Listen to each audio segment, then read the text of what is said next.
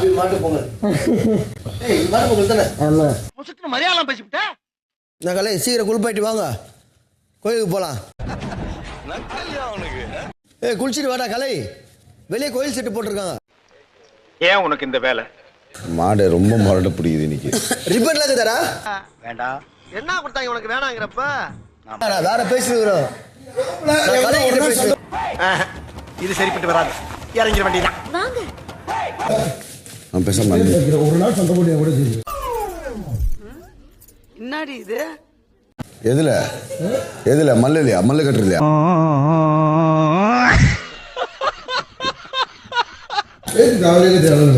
எதுக்கு என்ன பத்தி தேவை பேசுறேன்?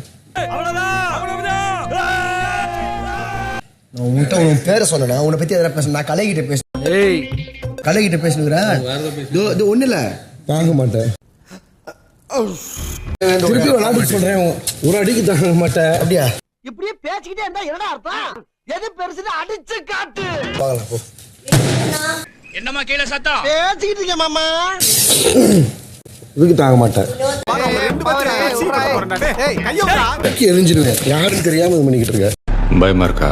ஆயாரம் மட்டும் சொல்லு. இதா சிரிக்கிறேன். அவ்வளவு வெறி மாப்பிளைக்கு சீரியஸா சொல்ல வரேன். கலை இது தமாஷையில. நீ ஒரு நியாயம் சொல்லு.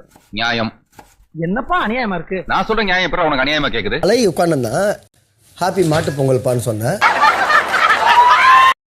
குளிப்பாயிட்டு வாப்பா, வெளியே கோயில் செட்டு போட்டுக்கிறாங்க, ரிப்பன்லாம் சொல்ல, எதுவுமே சொல்லு. சத்தியமா சொல்றேன், நான் பக்கமே ஆள் தெரியல போட்டுருக்கு. நாங்கெல்லாம் சிங்கத்தோட உண்ணாக்க வெட்டுக்குன்னு பிடிங்க திங்கிறீங்கடா.